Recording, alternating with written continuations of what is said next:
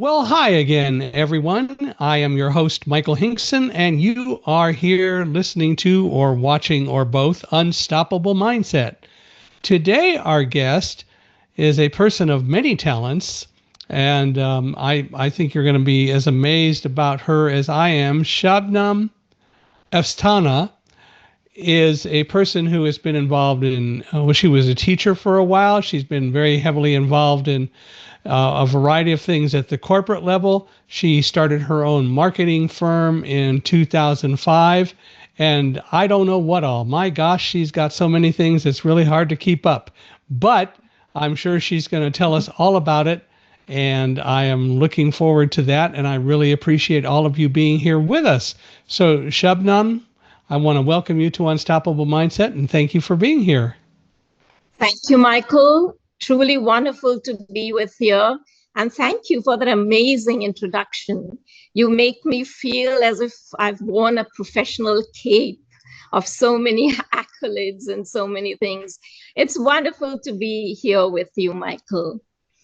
Well, you do have lots of awards and lots of accolades.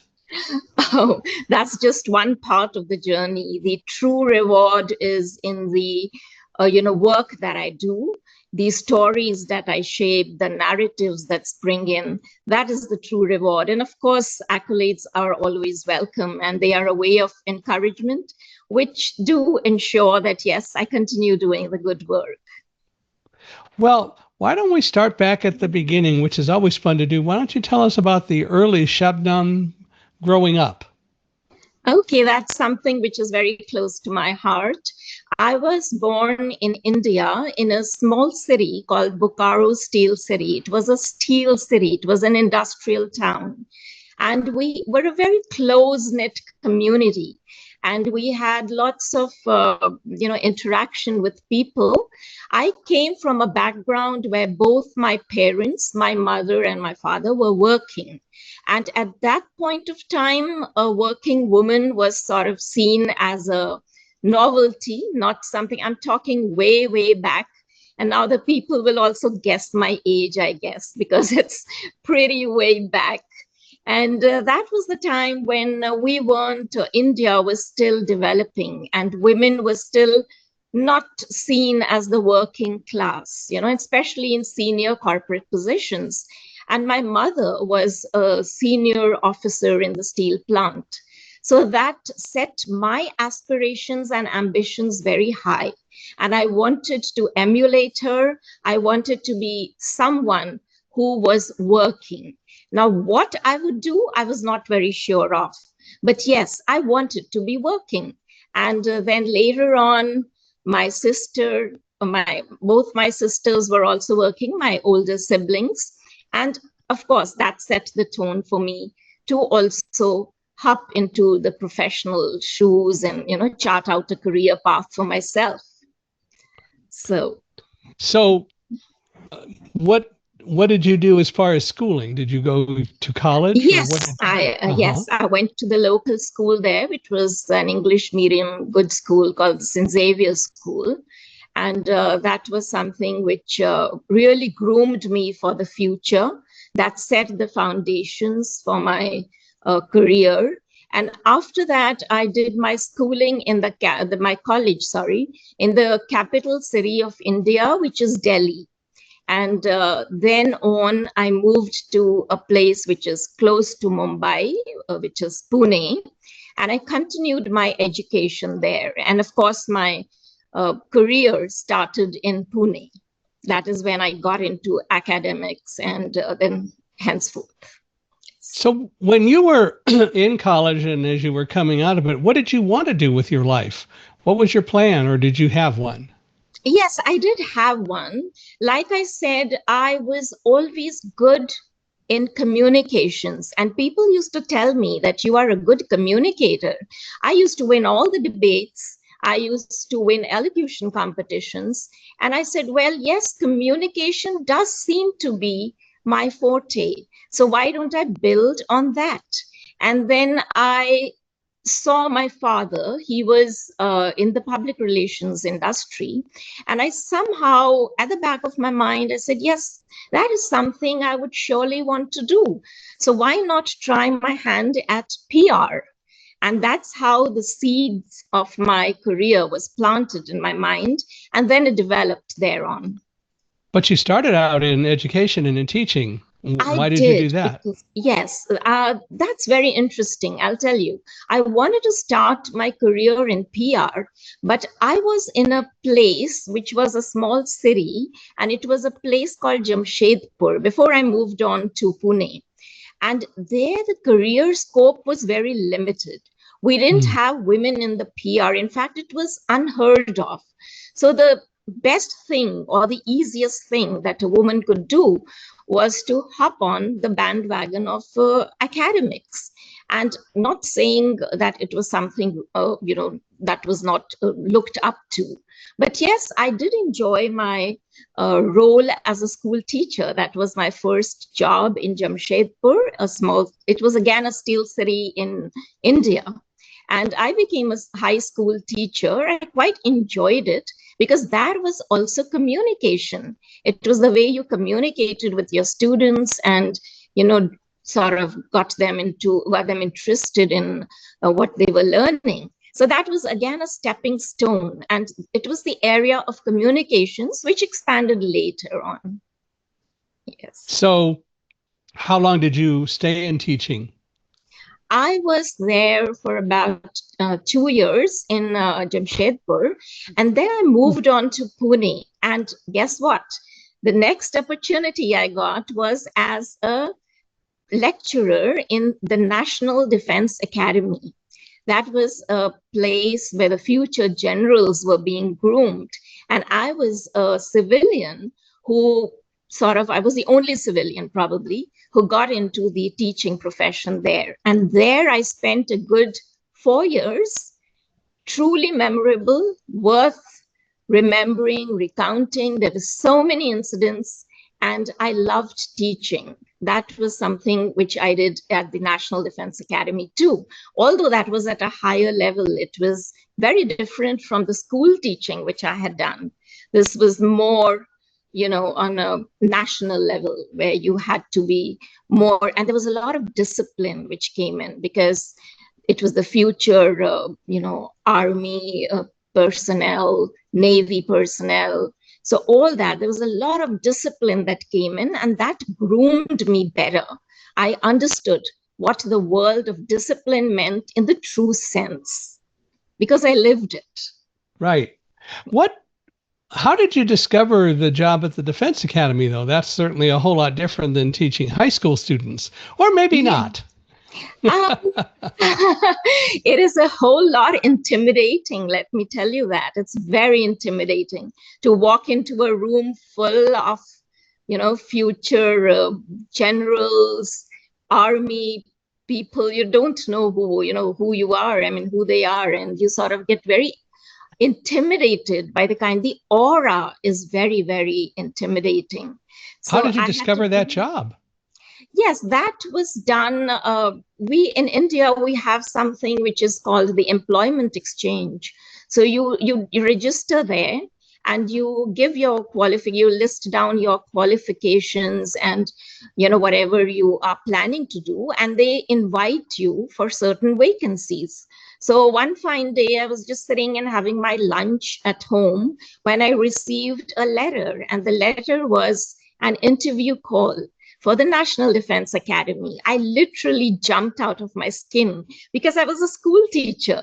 And then being asked to appear for an interview in the National Defense Academy itself was a big leap for me. Whether I got it or not was a different thing. But then Hmm. to sort of come on board and go and sort of appear for an interview was also something very exciting. And when I went there, I was, like I said, the only civilian. The rest were army officers' wives and daughters, related to the working personnel there. So when I went, I was interviewed by the three representatives from all the three wings, that is the Navy, the Air Force, and Army. And that was a very good experience. They asked me a lot of questions, and I believe it was later on I was told that it was my confidence that got me in. So thanks to that. Yeah, I was going to ask you why you got in, or why you think you got in, and Yes, I they was gave you the told. job. Yeah, I did ask them that later, and unofficially I was told that, well, it was the way you carried yourself, the confidence, and, the excitement and enthusiasm that you shared, which was very, very refreshing. Hmm. So, what exactly did you do at the academy? I was teaching them English, and I was teaching them literature. I don't know how interested they were in literature, but then the feedback that I got, which was, it was a routine feedback which we have, the teachers get. So I used to get good marks, and people used to say, yes, that, your classes are engrossing, it's good. And then apart from that, there was something very interesting I did, which was I compared for their passing out parades, and I compared for all their shows. And that was something which was covered on television. And that gave me a different kind of foothold in my profession, where I was being seen, where I was being heard, and my confidence grew by leaps and bounds. I was being accepted as a woman, I was being accepted as a civilian. And that was something which was very, very heartwarming for me. Mm-hmm.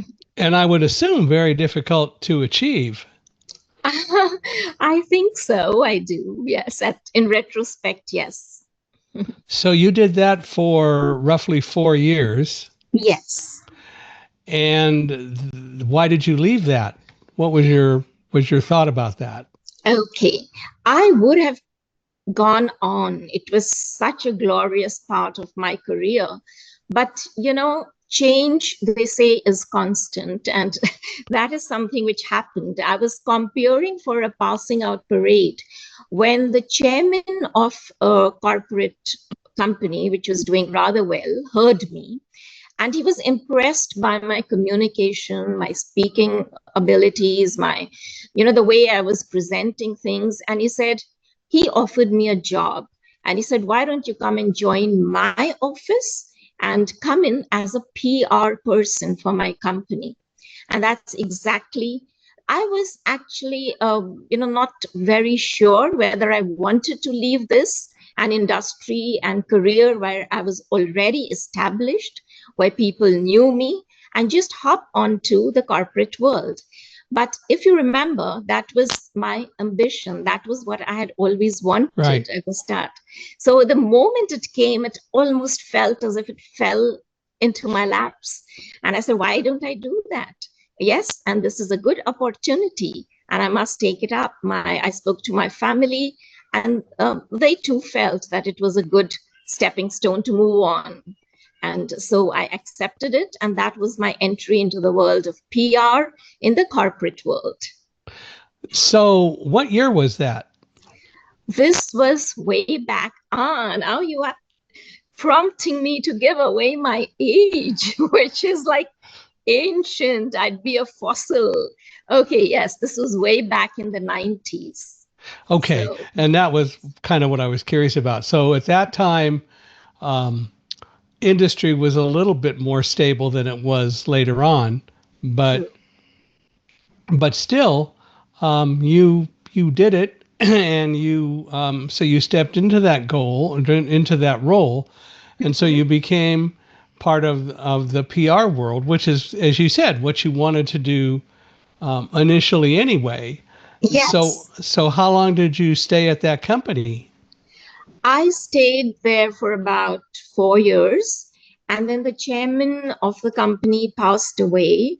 Unfortunately, he was on a trip to China, and he suffered a massive cardiac arrest. Mm. So I was working very closely with him in his office. And as is the norm of the industry, once the leader is not there, things, sort of crumble, and, there's reorganization, new faces come in, and normally the new people bring their own teams. So I felt as if, before they told me to sort of move out or something. I don't know why I preempted that. I said, why don't I myself make a shift and join some other industry? I mean, join some other company, which I did. Again, I applied. It was a Swedish company. And again, it was one of the best moves that I could have made. I spent a good 12 years in that company, which was called Hogan's India Limited. I must name them. They were brilliant, and I spent a very, very good part of my career with that company. And so again, you did primarily PR, or what did you do there?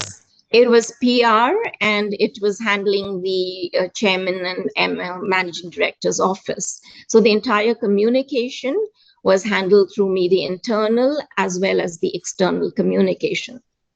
Okay. I was the spokesperson, yes. So you became, in a sense, sort of the face of the company. Yes, I did. Mm-hmm. It's nice to feel that, yes, that it was a good many years that I was the face of the company in terms of communication, yes. Right, right. And where were you doing this? This was in Pune, and their head office was in Sweden. So I used to sort of move between the two, and it was a very global company. The subsidiary was an Indian subsidiary, but the parent company was Swedish. So we had a lot of global travel. That kept you busy. That did. So there were conferences, and there were so many meetings which were happening. Yes. Right. So what did you learn from all of that, do you think?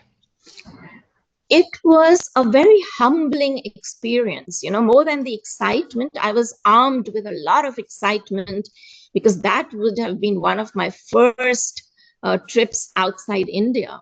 I had a lot of excitement, a lot of things were on my mind. But then ultimately, when one does travel and work in a global company, it's a very humbling experience, because you are exposed to your strengths and also your blind spots. Your strengths, your weaknesses, everything comes to you. And then you feel that diversity is not always about representation, it's about respect. And inclusion is moving from tokenism to listening. That is what I felt, adapting various voices to your workplace, working in unison, trying to empathize with people from different cultures, different streams, different departments. All that really broadened my horizon. So that was something which I learned.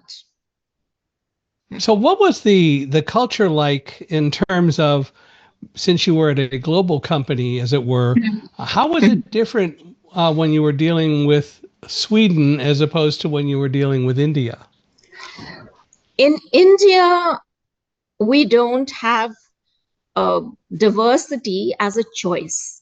In India, we are served diversity on a platter, because you are born with being diverse. You have numerous religions, you have culture.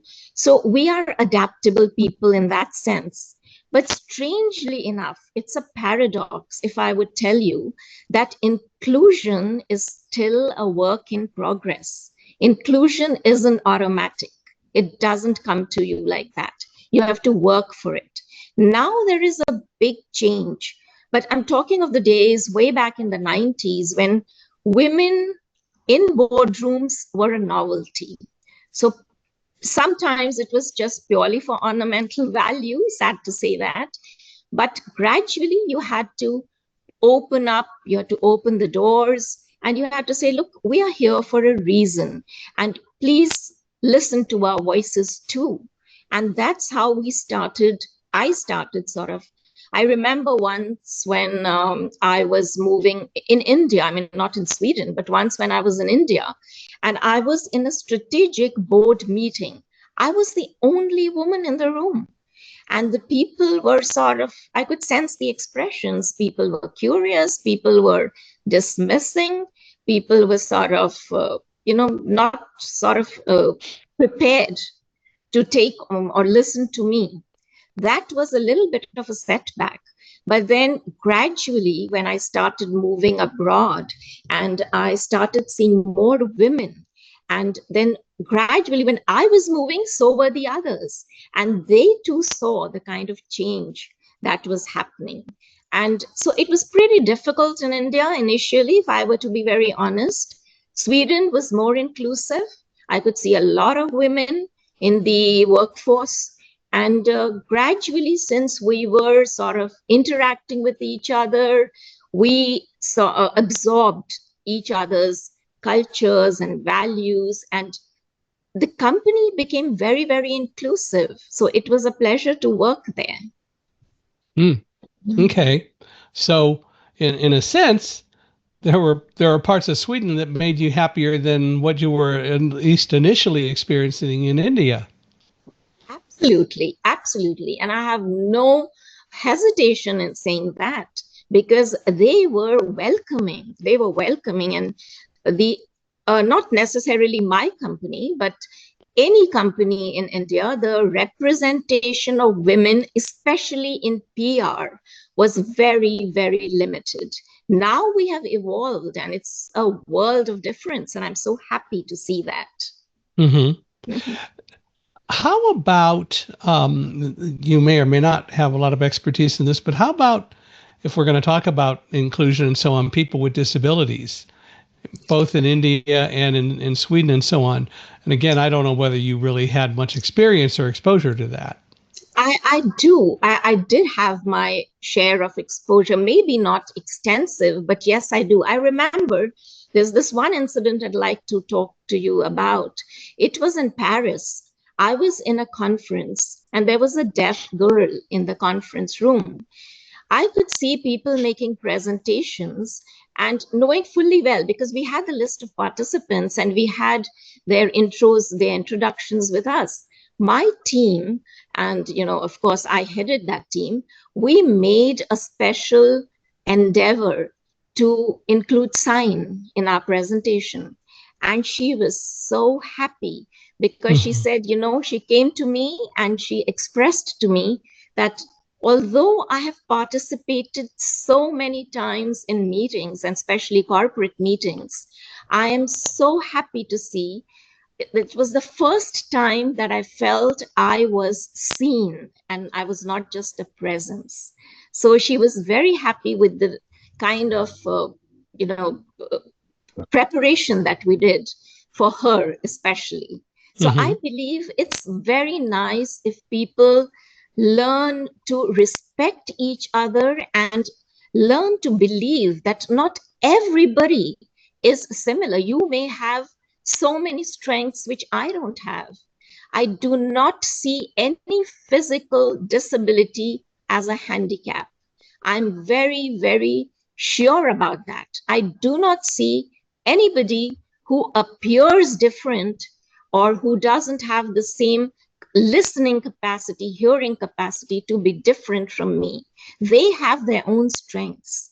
So I Mhm. truly believe that, disability in that sense is something which does not put a person in the back seat. How how was that attitude received? Well, both at the company when you were in the room with her and you were signing and so on. How did other people receive that? And um, how was that kind of attitude received initially in India? Well, to be very honest, Michael, it wasn't something that is the done thing. Yeah. People do not accept that. They are like, well, it's a general presentation. We really don't have to make specific. I do remember a person who came up to me and said, Shabnam, why did you make a very specific presentation? It was a very general presentation. By you doing that, you have set a precedent for others to sort of make them feel small, you know? So he took it in a very negative way. He said, you've made us feel very small. I said, no, please do not look at it that way. It is something where we have made her feel a part of us. It is not trying to belittle anybody, trying not to, you know, get an edge over others. All of us are the same. It's just that I made it a little easier for her. That's what I just told him. And probably he did walk away with a smile. I don't know whether it was a sarcastic one or whether it was a smile of acceptance, but then I got my point. I told Now, was this in Sweden or India? This was in Paris. In Paris, okay. Yes, this was in Paris, yes. Okay. This was a conference, which was That's right. I guess you said that. Yes. Right. Well, you know, the reality is that's all part of the inclusive mindset and the inclusion mindset. And it is so true that most people don't tend to realize it. Yes. So I hear what you're saying. Yes. And realization and sort of acceptance has evolved. People are more accepting, people are more flexible. You know, the rigidity earlier, people were very rigid. Now there is a lot of flexibility. I believe that. Right. Well, I think it's better. I think there are still all too many people who tend not to really have an overly inclusive mindset. And it is something that will be with us for a while, and hopefully over time people will become more open and realize the value of inclusion. In this country, we have and around the world, we have a significant number of people who have these so-called physical disabilities. And the reality is that the disability is more caused by inaction mostly than it is by real action. Absolutely. Yes. And I also seriously believe that diversity enriches the outcomes. I have practical experience and I've seen that. So inclusion enriches outcomes in many ways. Right. How has all of your traveling and all of your exposure in various places around the world, how has that tended to shape your understanding of diversity and inclusion? Okay, yes, that's a very interesting question. I have seen that challenges are real, biases, stereotypes, and expectations that women need to prove themselves twice as much also exists in many, many parts of the world. So there have been there have been certain cultures, certain countries, which are very easy to breeze through when you are at work meetings or you're talking to people. But there are certain countries let's say, in the Middle East, the Far East, which are still not very open to, women taking on lead roles, women strategizing, women talking things that would influence decisions. So sometimes there's also a word I'd like to put in here, that sometimes it is not country specific, it is very individual specific. So there, like you said, there are certain mindsets which still exist. There are people who may be residing in countries that are very open and very receptive, but their own mindset is limiting, and it is a mindset which is closed, it is rigid. So that stops and that prevents any inclusion, that, if I were to put it that way. So I would say it's not always country specific, yes, individuals have to evolve themselves and change their mindsets. So it's sometimes I've seen it's countries are good, but some individuals are rigid. I've seen some individuals that are good, but the countries that are rigid. So it Hmm. sort of works both ways. Yeah. And it's not just about women, it is about anybody who is Yes, different yes, than the so called norm, whatever that happens to be. absolutely. Inclusion is not limited to women. So again, I'd like to clarify that. It's inclusion is a broad spectrum. So yes, of course, we are a small part of it, but yes. You have written a book, Yes, um, romancing your career, that's and right. also you've done a lot of mentoring, obviously, and so on. But what do you mean when you talk about women? And I would say anybody who's different need to define success on their own terms. Tell me more about that. Okay. So women or anybody, let's not be very specific about women because then it would be detracting from the main subject of inclusion.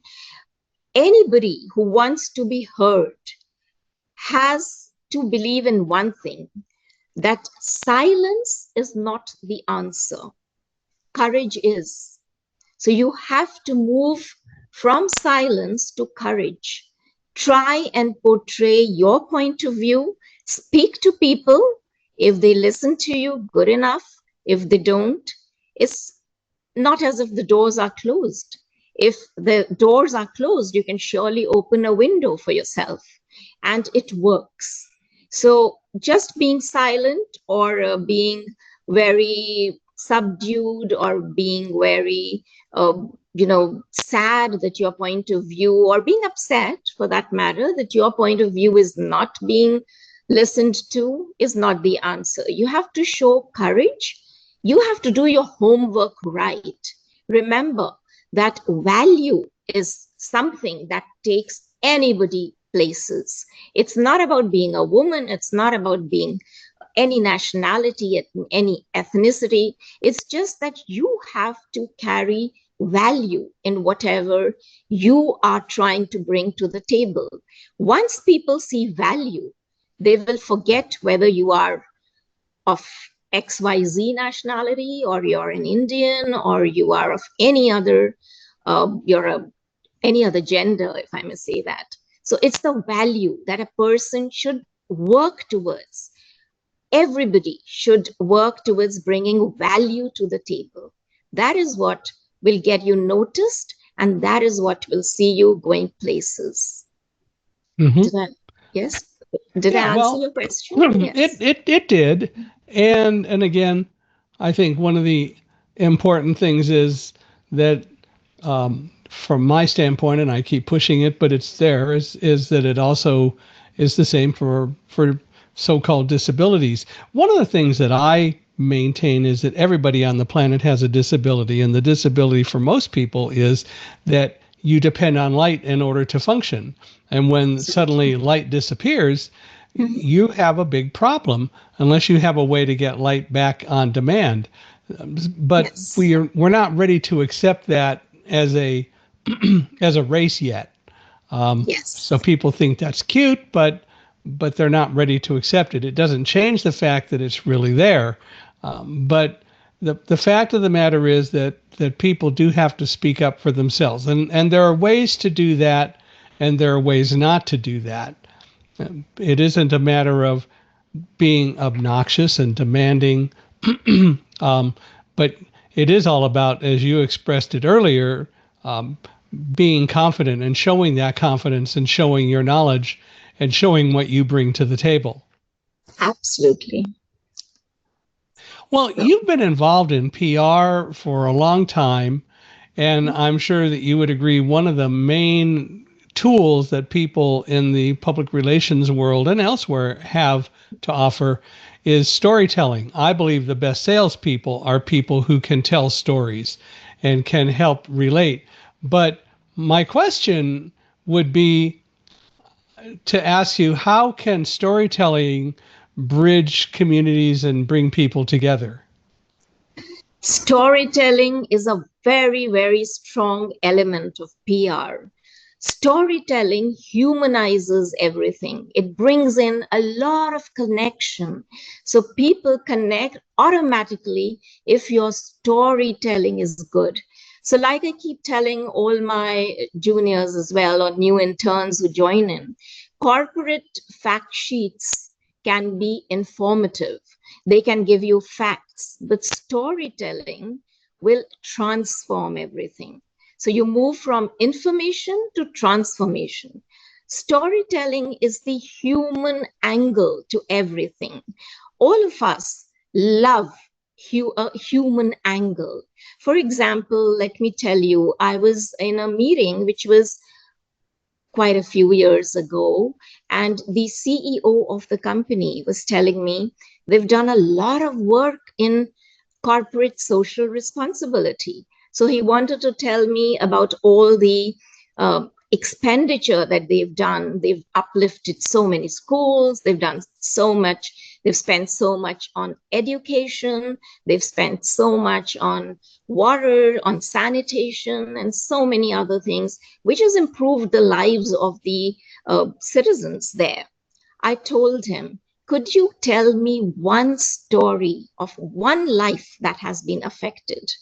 So he was at a loss because he did not dive deep into that. He didn't look beyond the numbers and the figures. So his HR person stepped in and he told me a story of a girl. She was an Indian girl. Her name was Aarti. How they had transformed her life. And she had moved on to studying in Harvard. And she was being employed in one of the top American companies there. So that was something, a story of transformation. So that is, I believe the power of storytelling, and that connected everybody. Even his own people were not aware. The employees were not aware. They were just sort of working like robos, putting in their number of hours, doing their work, not going beyond their call of duty to actually see what was happening to the effects, the efforts of their activities. This was something which we brought out in all their corporate brochures, in all the marketing that they were doing, in all the marketing collaterals. That worked wonders. We had lots of inquiries for people who wanted to support them in many ways. We had an interview of the girl, and it was something which was we added a human angle. So, like I said, storytelling humanizes the entire concept. And that is something which connects people. So, yes, it's very interesting. Did he learn to tell stories after that? I believe so, because he was really taken aback. And he said, wow, I never really thought about it. And you told me, you changed my perspective. You made me see it differently.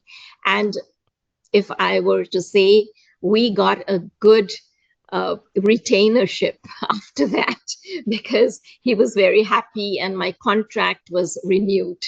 So that was something which sort of affected the contract too. Well, yes. the reality is that when you tell a story, it is telling stories is something that most everyone can truly relate to. And yes. When you tell a story that someone listens to or hears and reacts to it, there's nothing better than that. And it's really important that that kind of thing happens. So I'm really glad to hear that you like storytelling. I think it is so important that we have that. Absolutely. Yeah, it's so important to be able to do that. Yes. Well, you've told us a little bit about inclusion and diversity and so on in India and in other countries. Do you think it's changing both in India and in other countries? And how is it changing? It is changing. If you go back to the 90s to the present day, you will see that people have become, I think it has a lot to do with travel, it has a lot to do with interaction. So people are interacting with each other. I speak to you, you speak to me, you tell me something about you, and I say, hey, is that worth listening to? Yes, it is. And I try and change my mindset. I become more receptive. I try and tell you my viewpoint. You listen to me, you hear me out. So I have seen companies that have moved beyond check boxes of how many women, how many people with disabilities they've inducted in the employment stream in their jobs. And it's become more of the CEOs or the top management asking their people, how many voices have we listened to?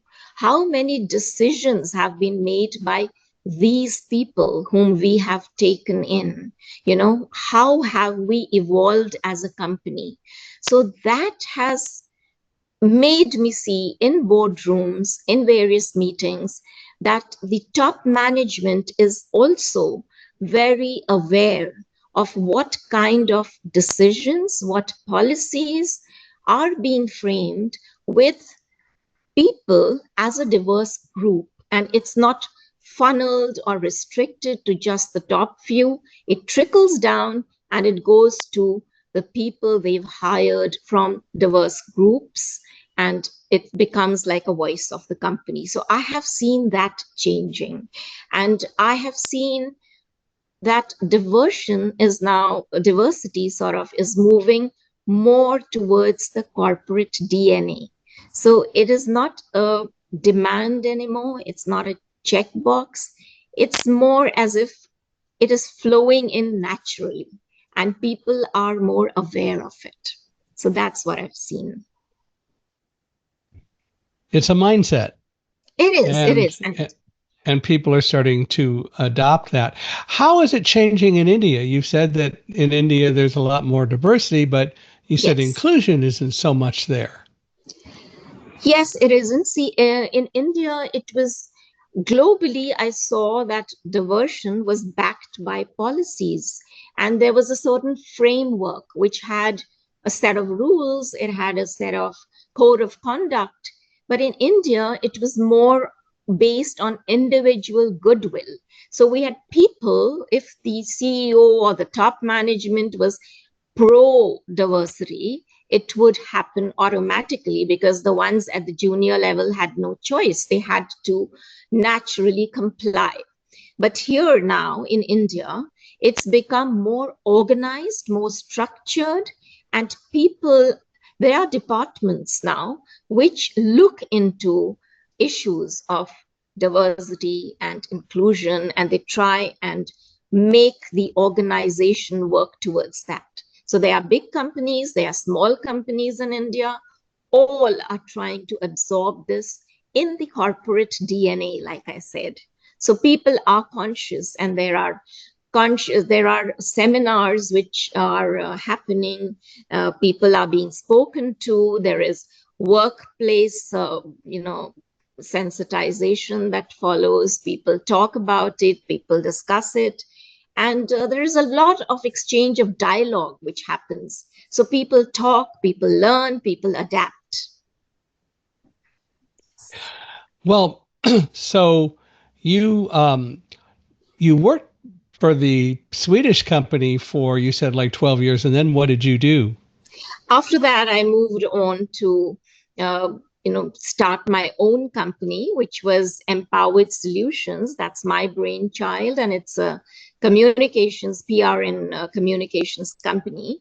And I'm the founder director for that. The Empowered Solutions is my company now, and we are completed. It was set up in 2005, October Right. 2005. What made you decide to leave the bigger corporate world and take on all of the challenges of entrepreneurship and starting your own company? Because that certainly is a major change. It is. I was in the top management. I had a set job. I had the name, the recognition, everything that comes with that. But somehow there was still that kind of, I would say, curiosity to experiment and to try on newer things. And I am a person who gets a little bored of stagnation. And I had almost reached the height of my career in these companies, and there was nothing more I could do unless I bought over those companies and sort of, became the president and the chairman, which I could not do. So I said, why don't I sort of diversify and take all this learning that I have, all the goodwill that I've earned over the years with the people that have been my clients, with my colleagues, with the people I've met in my business conferences. Why don't I take all this and try and set up something of my own where I am at liberty to do whatever I want to do without the time pressure, without a pressure of morning meetings and, things which have to be a 9 to 5 kind of a role. Here, I do agree that it is a 24/7 job that I'm doing at present because I'm always available. And, I believe that accessibility is very important if you have to be successful. You can't sort of close off and say, no, now if somebody needs you, you can't say, okay, I'm just closing my door and my office. So that was the excitement of experimenting once again and seeing. Of course, entrepreneurship is something which is very exciting. And that was something which I wanted to experiment and try and see how I could change that and, get it into my career and, get off the normal 9 to 5 job. So that's what I did. I wanted to experiment. So tell me a little bit more about, if you would, what your company does and how you serve clients and so on, and where are your clients? Okay, so basically it is a PR and communications company, and we have clients now globally. I have primarily in India because that is where my office is, but I do have clients in Europe, in US, in Canada, where I am currently. And yes, it is more about public relations and communications, and that's what we do. So it's essentially a diversification of, I have also taken on writing as part of one of my services. So I do a lot of book writing. I take on people who want to be either, who want to tell a story and who don't have either the time or the expertise. I write for them. I ghost write for them. We also do events. So we have done a couple of events globally, not on a very large scale, but yes, we do have. So it's events, it's public relations, it's communications, it's training, and it's writing. So that's it. Right. Well, so you have written one book. Are you looking at doing any more books by any chance? Now, I have ghost written about 16 books. So they're all ghost written and under a contract where I don't disclose the names of the books. But yes, I've authored 3 books. And the first one was Romancing Your Career, a very interesting and fascinating book. That was my first book. And later on, I went on to do 2 biographies. And yes, I'm doing a couple more currently where they are being authored by me. So I'm writing the biographies. So today, in all the work that you're doing, do you get involved with many international projects?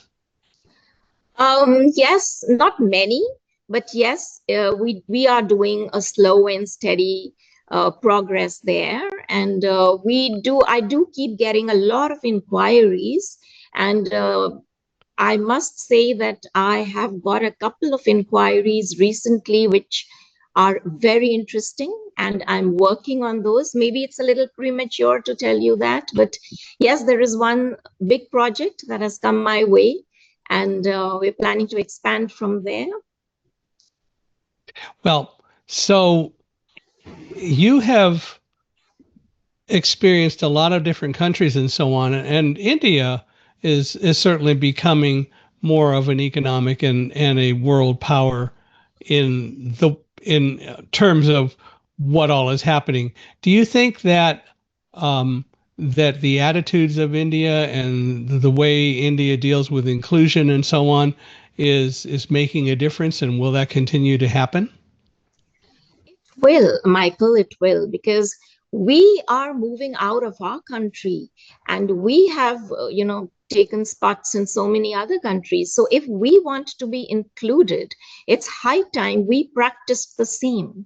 So we have to welcome other cultures, we have to welcome other nationalities if we hope to be welcomed in other countries as well. So that is something which has really influenced the thinking of people, because we can't be rigid, we can't be thinking in our own way and say, well, let's not do it, because we have to welcome other countries if we have to work and move out of India. So yes, Michael, I will say that it's very heartening to note that it is changing, and it will continue to do so.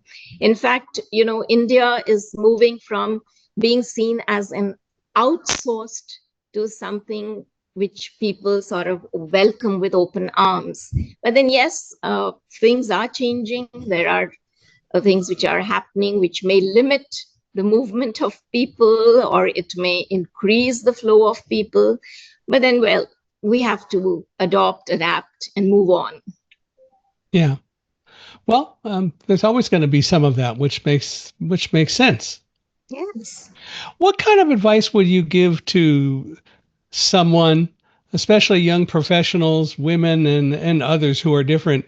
What advice would you give to someone who may feel excluded or undervalued in their careers?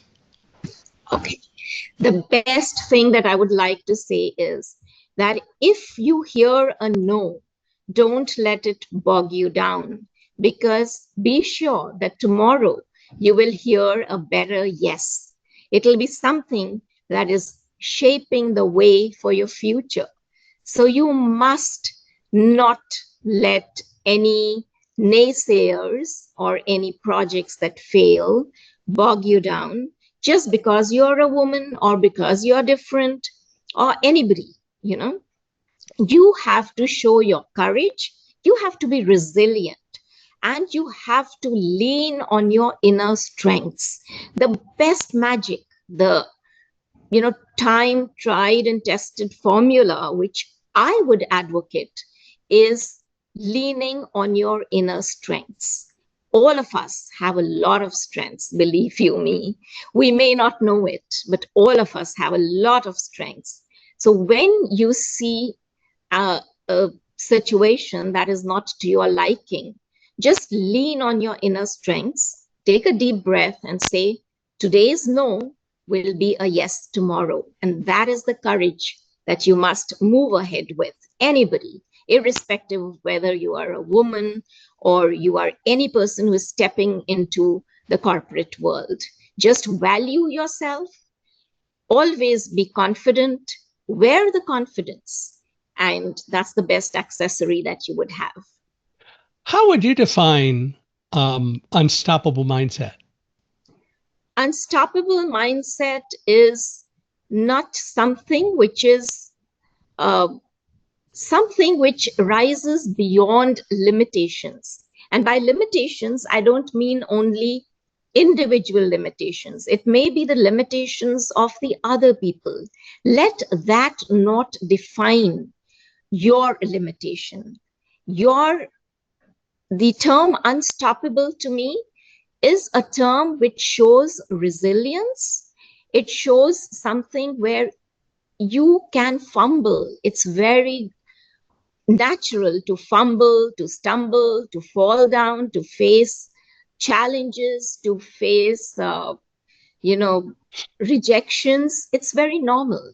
But unstoppable is being able to get up again with greater strength, with a better mindset, more courageously, and more importantly, with an open heart, which says, yes, I will do it.